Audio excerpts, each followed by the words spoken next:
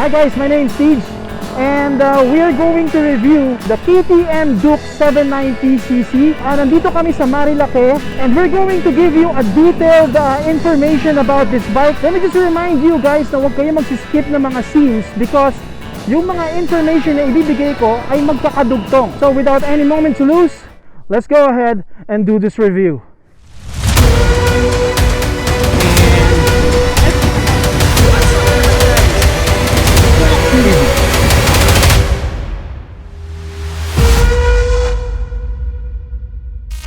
This bike is proudly made in the Philippines.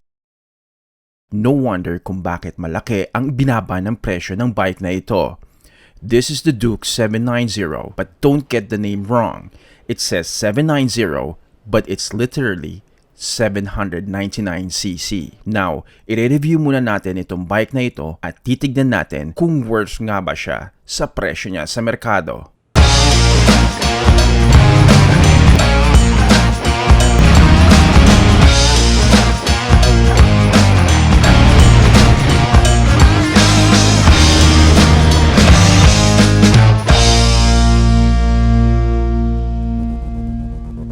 Maganda ang pagka-brand ng orange sa KTM.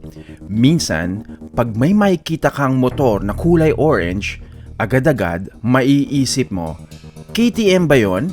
Kung kaya't hindi na kayo nagugulat na orange ang kulay ng bike na ito. About the looks, kahit di mo sakyan, alam mo agad na upright ang position mo dito kasi medyo mataas ang handlebars niya. Semi-equipped na din ito ng downforce sa may fuel tank niya kung saan makikita nyo na nakaturo pababa ang palikpik ng bike na ito para mas intact kayo sa ground in case of sudden acceleration. Pagdating naman sa fuel tank niya, gets na agad na madami ka makakargang gas dito. Sa ilaw naman tayo, alam ko na ang naiisip nyo, si Bumblebee na naka-war mode. Diba? Tires naman is very appealing kasi proportion ng tires niya sa body sa both front and back. Kaya maa-assure nyo na gwapo kayo all the way. This bike is also equipped with few proper body panels to make it look beefy in a way. Very evident sa mga Dukes ang trellis which apparently hindi natin nakikita dito. Well, maaari tinanggal ng KTM ang trellis for one reason, to make the bike lighter. And nag-equip na din sila ng chrome molybdenum steel frame which is resistant to extreme temperatures and lessening the chances of rust. Yan pa naman ang usual na problem sa motor. Kinakalawang kalaunan. Medyo compact siya in terms of length. 2,128 mm siya. Ground clearance naman is 186 mm. Wheelbase is 1,475 mm. At saddle height niya is 825 mm. I stand 5'9" and medyo nakatiptoe ako dito. So basically, you have the height advantage when riding this bike. The KTM 790 naman is quite heavy in terms of weight. It is 174 kilograms yung curb weight niya. But don't get me wrong here, it's quite the opposite when you're actually riding the bike. Feeling mo scooter lang ang dala mo, lalo na pag humataw na tong Duke 790. About sa seat, it's grippy but not that grippy na hassle gumalaw kasi parang sticky na. It feels like parang may nakahawak sa ass mo all the way na hindi clingy kasi nile-let go ka ng seat if you need to change your position. The pillion or the official throne ng OBR is made from the same material, so the seats are comfortable for both the rider and the OBR. The seat is in the middle of soft and hard. Firm yet comfortable. Medyo a little open lang ang legs mo when you're riding it, so you better warm up bago ka mag-long ride. Dito naman tayo sa underseat luggage. It's expected na maliit lang ito to none. Literally, papers lang at emergency tools ang kasya dito. How to open it? Simple. There's a key underneath the pillion. Insert, then twist, tapos marirelease na agad ang pillion underseat luggage. Move forward tayo ng konti. Fuel tank niya, solid. 14 liters ang kasya. Madali lang siyang i-open. Just flip the cover to expose the key cylinder, insert the keys, then twist. Easy, right? Tight din naman ang fit niya to make sure no water comes in. Advantage din ang tank for me kasi ito ang nagiging leg grip ko for high-speed cruising and cornering. Speaking of gas consumption, ia-actual natin ang gas consumption nito mamaya, so you better stick around. Another part of this tank lid is the motorcycle ignition key cylinder. Simple lang ang trabaho nito. Lock, shut engine, and ignition ready. Move up ulit tayo. Dito na tayo sa handlebars. Right panel muna. Hindi na kinumplika ni KTM ang right panel. It's just basically front brake, the ignition switch. May 3 click pala ang ignition switch nito. One is the kill switch, which is the upmost option. The standby switch naman is yung middle. And yung ignition switch, baba. Sa left, yung control panels. Up arrow means Obviously, to move the selection upward. Down arrow naman means down. and meron din back at set. Yung set guys, kumbaga sa cellphone, is the enter key. Pag may arrow pa sa options, that means you can use the set. Another function of set is when you want to reset the trip 1 or 2. Just press it for 5 seconds until mag-reset to 0 ang trip 1. Below the menu selectors is the left and right signal lights and the horn underneath it. Impression ko dito is Medyo mahirap sungkitin ang right signal light because of its bulky frame. yung harap naman ng left handlebar is the pass switch. If you press it towards you, nagbi-blink. Kapag naman opposite ang direction ng press mo, nagba-bright siya. Basics nito, KTM did a great job on not complicating the handlebars of this bike. Turning radius ng bike is hindi gaanong ganun kalawak. My estimate is around 60 to 65 degrees. Dito naman tayo sa TFT menus and i-check out natin kung ano ang makikita natin dito. Alright, so are you ready to race? Yep, I'm ready to race. Tapos ito yung pinaka-back and then this one is up and down. So now let's go up, up, up. You can see the favorites. And then let's get in the favorites. Ito yung yung trip 1 mo, trip time mo, yung fuel range mo. So then we go back. We can see the trips and data. Trip 1, trip 2, yung data niyan. If we go inside, ito yung data ng trip 1. And then we go back. Alright. And then you can see the data ng track. There you go. Yung throttle response niya. Let's get in. So, ang throttle response niya, it's track, your sport, or yung street. What I'm using right now is yung street because the track and the sport will make the bike crazy, like really crazy. Alright, so anti-wheelie mode, yes. Launch control on, and then leave track. Nope, we're not leaving the track. Okay, so now we go to the motorcycle. Here we go. MTSC plus MSR is on. ABS is on. Of course, you need that. ABS mode is road. Other options. And then quick shift is on. Shift light. So that's just basically what you see. And then dito, nakikita mo yung engine check, ABS. Tapos yung traction control niya. Tapos you can see the oil. And then yung street, yung basic na setting mo, speed mo, gas, and then your temperature and other things. And this is all as shown on the TFT of the bike. Ayun, nasa gitna, maintindihan mo. Alright, read the entire owner's manual. Okay, so that's basically general na talaga yan. One good thing about this TFT is when it's bright outside, the screen's background is white. And when it's dark, it's the other way around. Side mirrors is sakto sa build ng bike. You can easily see the back from the mirror. The only downside is that you can't move it left to right and up and down lang. About sa height ng foot pegs, medyo relax ang position ko dito. Hindi siya nakakangawit. Madali lang ang pag-shift ng gears sa foot pegs. About the gears, 1 down, 5 up. And madali sungkitin ang neutral, which is really good. I want to highlight the part na there's a quick shifter, both upshift and downshift. The up kasi minsan it kicks, but it's not really that of a deal breaker. Headlight naman is bright. You can be easily seen during the day. Sa night naman, it's really bright. Just for comparison, the one in front of me is a Mio i125.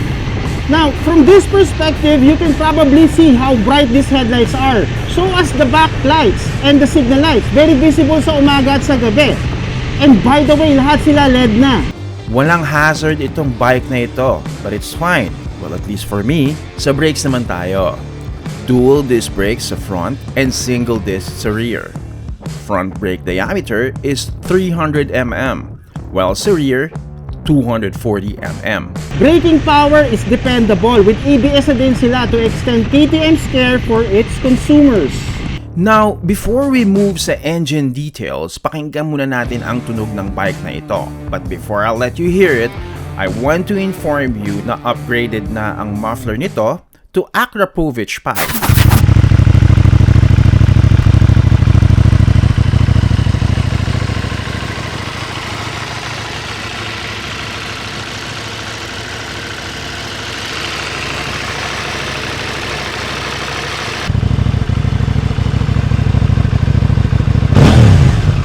Engine type nito, parallel twin cylinder, 8-valve na double overhead camshaft na siya, liquid cooled, may 4 na cylinder per valve, chain drive at fuel injected.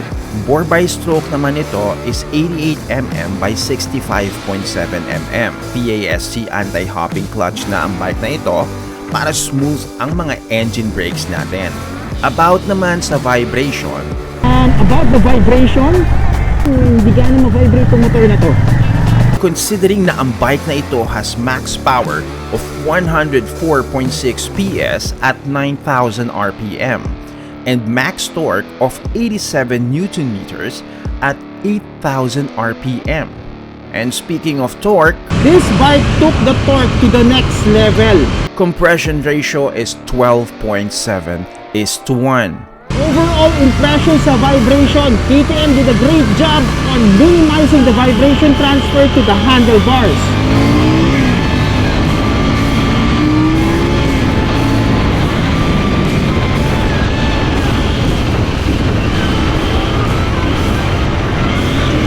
Alumaw yung torque, diba?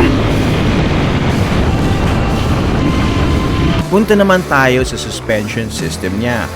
Front is equipped with white power upside-down fork. This type of design will deliver better compression and rebound dampening kaysa sa mga conventional designs. At makikita nyo yung response niya ngayon sa curves and acceleration.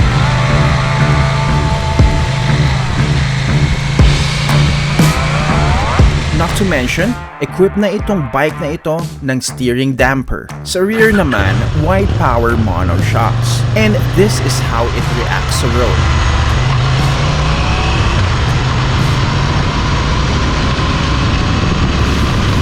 It is very responsive sa motorcycle movements and responsive din siya sa irregularities ng pavements.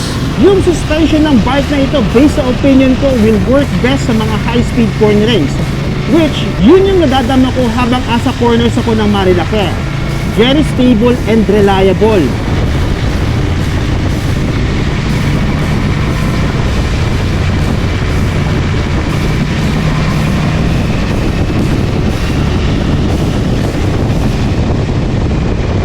About naman sa tires, I don't think kailangan nyo agad palitan ng tires nito right after purchasing one. Because it grips on whatever road infrastructure you're at. And it's doing an excellent performance based from my experience. dimensions ng tires niya. Sa front, 120/70, 17 inches. Sa rear naman, 180/55, 17 inches. Wheel size naman nila is 431.8 sa both fronts and rear. The bike's tires perfectly match the overall design ng bike, and I don't think you need to increase the dimensions in terms of size. Kasi yung stock pa lang nito, yung sa sakto, pogi na. Tumakbo ko sa Batangas City to get the actual mileage ng bike. Total na tinakbo ko, 136 kilometers. Total liters ng gas na kinarga ko is 9.382 liters. So, kung i-divide natin ang 136 sa 9.382, ang mileage niya roughly at around 14.5 kilometers per liter. Not bad for an 800cc bike, considering I followed his instructions. Mabilisan. So parang gusto talaga nila yung mga parang wall-wall ride talaga. Normal sa big bikes ang umiinit ang makina, specifically during traffic, because they are not made for those types of scenarios. Gusto nila high speed lagi ang takbuhan para mas madaming air ang dadaan to cool down the engine. Now, regarding this bike, it heats up. Every big bike naman heats up one way or the other. But I'm pretty amazed na it's not as hot like the other bikes. The heat is manageable kahit traffic. But of course, don't push the bike's limit. As much, iwasan nyo talaga ang traffic. At this point, maaaring nakapag-decide ka na kung bibilhin mo ba yung bike or not. But the question is, how much is the bike? The price of this bike is 599,000 pesos. But if hindi naman kayang kuhanin ng cash, no problem. I tried to speak with the sales department ng KTM sa BGC kung meron ba silang installment plan sa bike. And here's their answer. They said that they do not have an in-house financing, only partners. Here's a sample computation from BPI for the 2020 790 Duke. You just have to secure a 30% down payment.